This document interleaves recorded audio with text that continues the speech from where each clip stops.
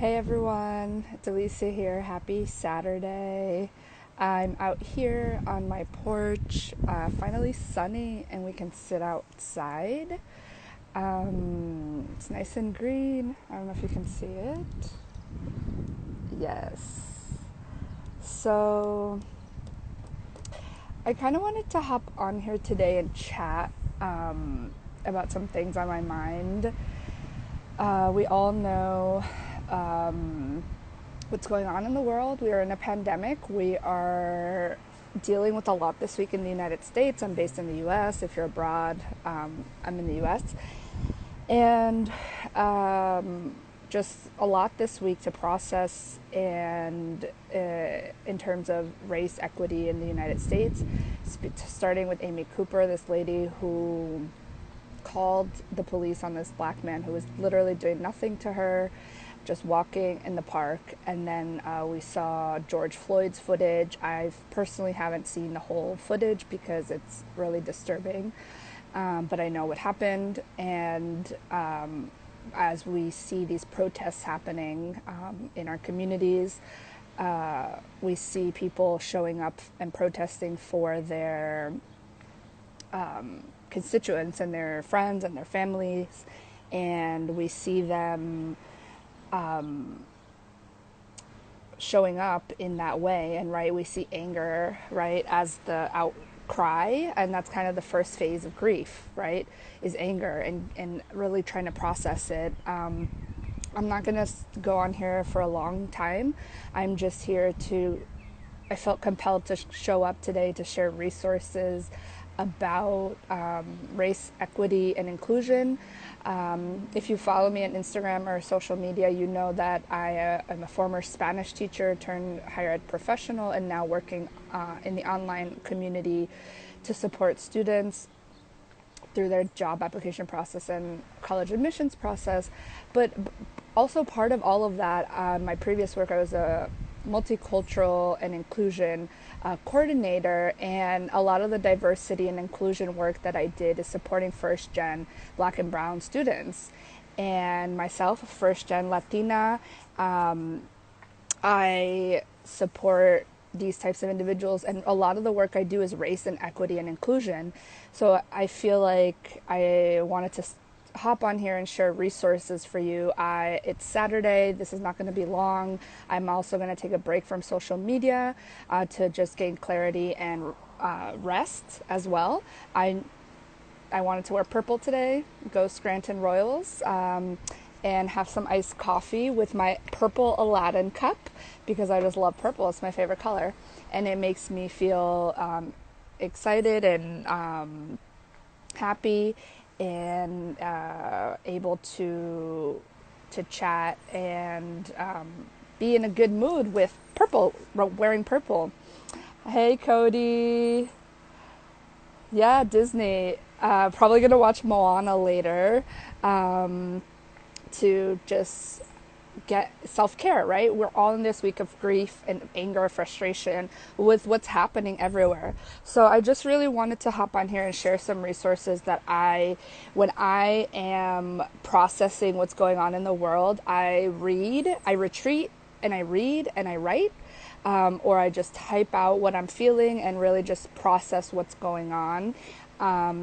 And some of the books that I've read in the past that have helped me process a lot of what's happening in the world in terms of race and equity. The first book is The Case for Reparations, a thorough analysis of the legal problems in compensating Black Americans for the damages inflicted on them by segregation and slavery. So this is one of the books that I've read. Between the World and Me by Ta-Nehisi. I never know how to spell his name. But this is another really good book. Just Mercy, A Story of Justice and Redemption by Bryan Stevenson. This is really good. And also Michael B. Jordan just did a movie on this. So if you are not in the headspace to read, that's fine. You can watch this movie or 13th documentary on Netflix. There are a lot of other good documentaries and movies, but these are places to start. If you don't know where to start, this is where you can start. Citizen, An American Lyric is really good. Yeah, this is amazing. This is a good place to start. It's about, it has different artwork and short, poignant conversations that we should be having. The New Jim Crow by Michelle Alexander, Mass Incarceration in the Age of Colorblindness. So this is really good, written by Michelle Alexander, a lawyer who talks about the new Jim Crow laws. If you don't know what Jim Crow is, in the South, they used these laws to continue segregating African Americans. And she talks about the new Jim Crow that exists in the mass incarceration movement, school to prison pipeline.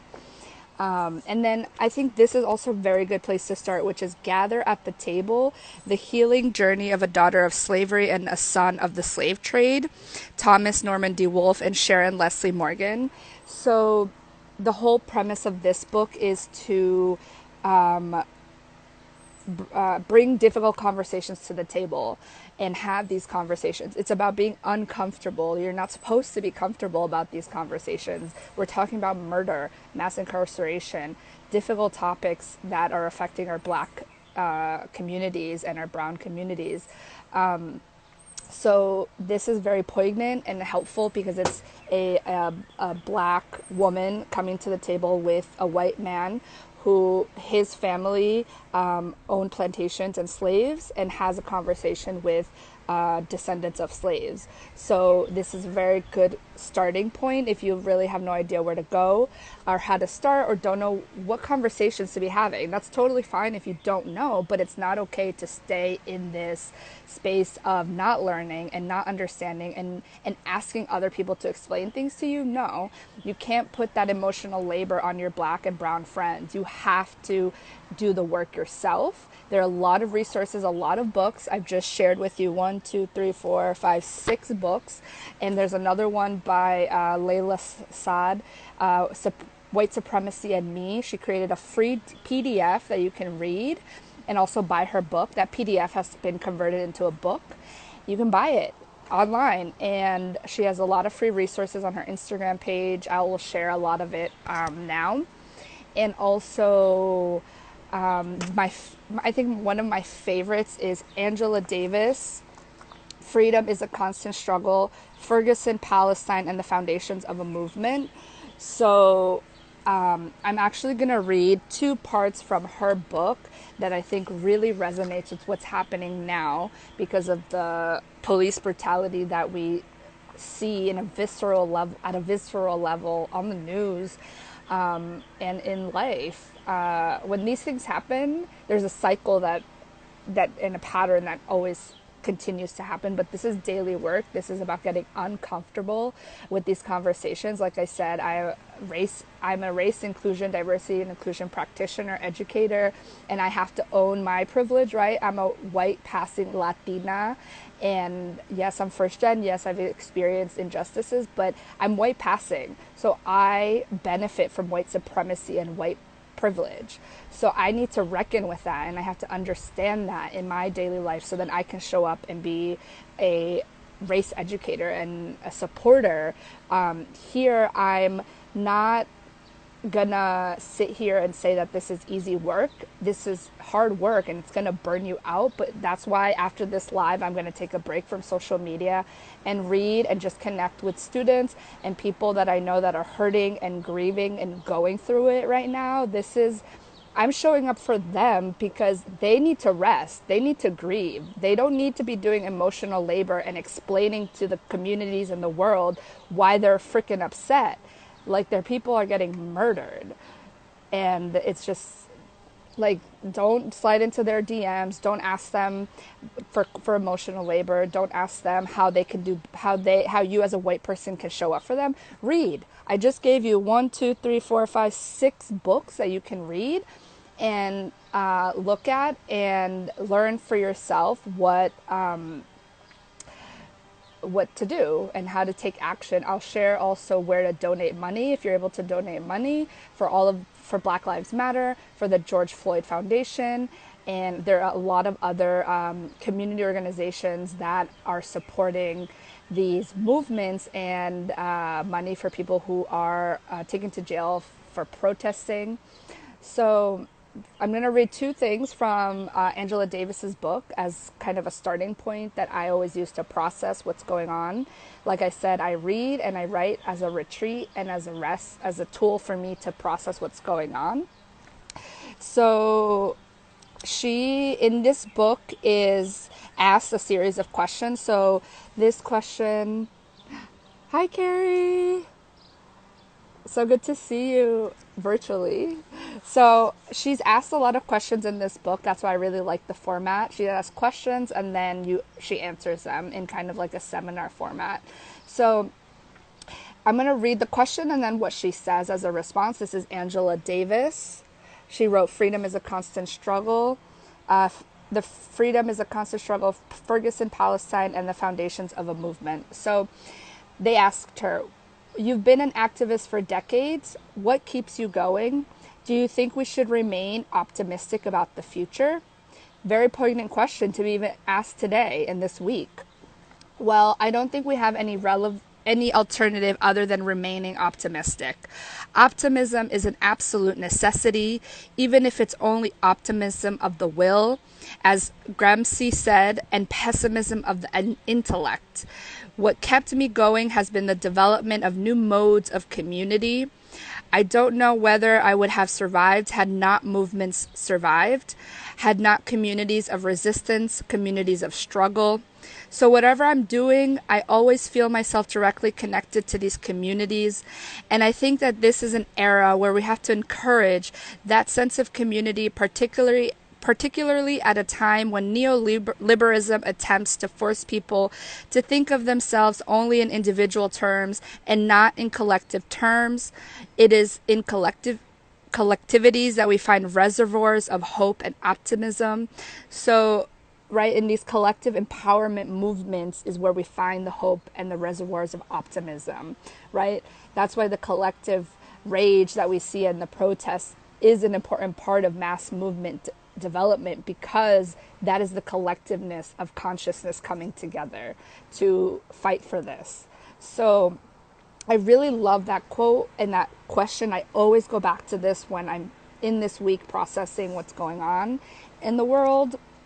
And another one that I think really supports something that is happening, right? We can't forget about Ferguson. We can't forget about Eric Garner, Tamir Rice, George Floyd, Breonna Taylor, Ahmaud Arbery. The list goes on and on and on, which is terrible.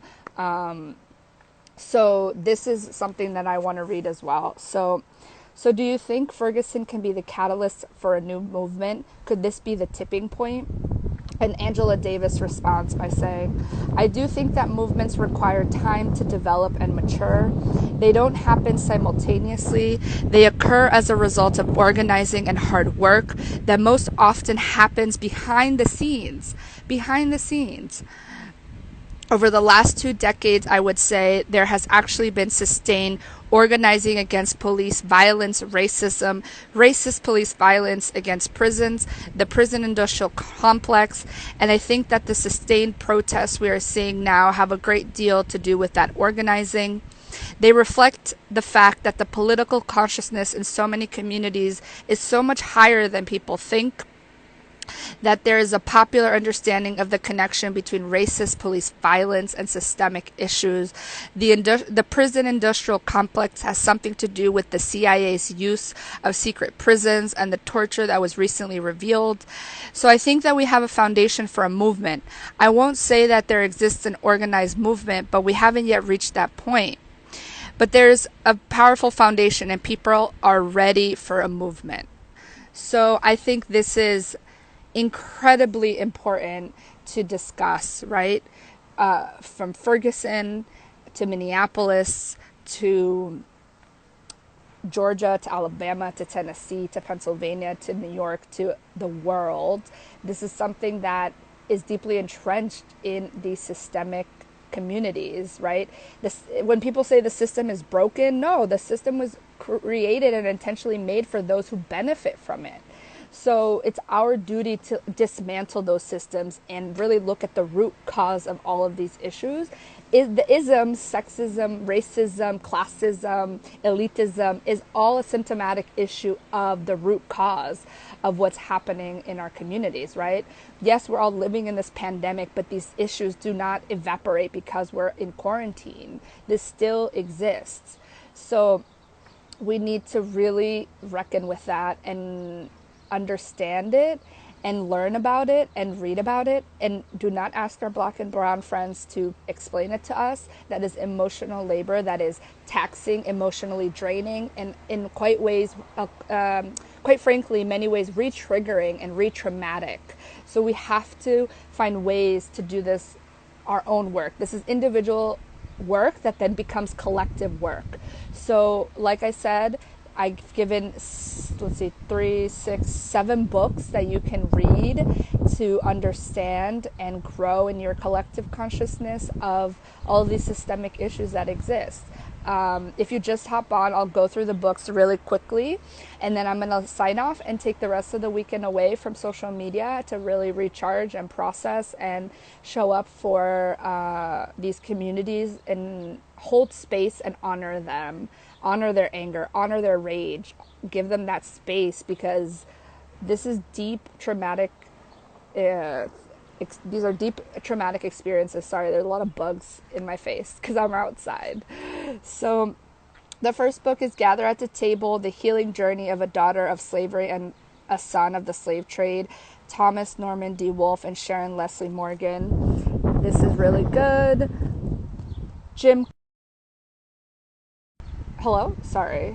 The New Jim Crow, Mass Incarceration in the Age of Colorblindness, Citizen and American Lyric, very good. If you need small condensed bite sizes, this is good. Ta-Nehisi Coates, Between the World and Me, The Case for Black Reparations, a thorough analysis of the legal problems in compensating Black Americans for the damages inflicted on them by segregation and slavery. This is very good. Just Mercy, A Story of Justice and Redemption, Bryan Stevenson. This is really good. There's a movie on this if you don't want to read the book. Michael B. Jordan plays Bryan Stevenson, and also 13th Amendment, or it's 13th on Netflix by Ava DuVernay. It talks about the 13th Amendment, which basically states that slavery is still legal in the United States. So watch that documentary if you have no idea what that means, and if you need a more explanation on it. I'm probably going to rewatch it this week so I can also be up to date. And of course, my ultimate favorite, Angela Davis, Freedom is a Constant Struggle, Ferguson, Palestine, and the Foundations of a Movement.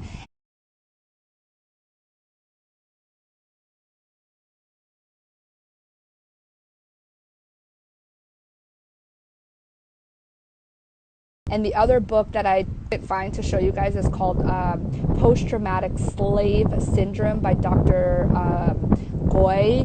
I will post it so you can have it as well. Post-Traumatic Slave Syndrome is also a very good book to understand what is happening today post-slavery in our community. You also have to know your history. Understand that slavery happened over 400 years. 400 years. That we know of, right? And we've only had quote-unquote freedom for 60 years, for instance, the civil rights movement. So you have to do the math and understanding in 400 years and 60 years, that collective consciousness and mind is going to take time to change. However, we have the tools to do it. We have it. We have the books. It's about us to read them and understand them and talk about it and get uncomfortable and be pushed outside of our comfort zone and recognize our own privileges. Like I said before, I'm a white passing Latina. I have privilege. I benefit from the system. So how do I reckon with that so I can help these communities? So happy Saturday. Thanks for listening to this. I hope it was helpful. I hope these books are helpful. If you can't buy them or don't have access to them, email me, DM me. I can send them to you by mail. You can borrow them. I know the libraries are closed now because of quarantine, but they are online for Audible, and I can mail them to you. And if you're in the US, I'll mail them to you. You can borrow them. And as long as you want my like highlights and my notes, just let's have conversations. Let's talk about it. So have a happy Saturday, friends. I hope this was helpful reading, chatting about this. And I'm happy it's finally sunny out. And look at the trees. The chipmunks come and visit me, and the birds. And I saw a groundhog yesterday. So cute. So stay safe. Rest if you need to rest. Get off social media if you need a break. Hey, Brendolyn. Oh, so good to see you. Como você está? Como está Brasil? How are things in Brazil? You're welcome, Carrie. So good to chat. See you virtually. I hope this was helpful. If people hop on later and watch it later, I hope it was helpful. Have a great Saturday. Enjoy your weekend. Get some fresh air. Maybe I'll go for a walk. Adios.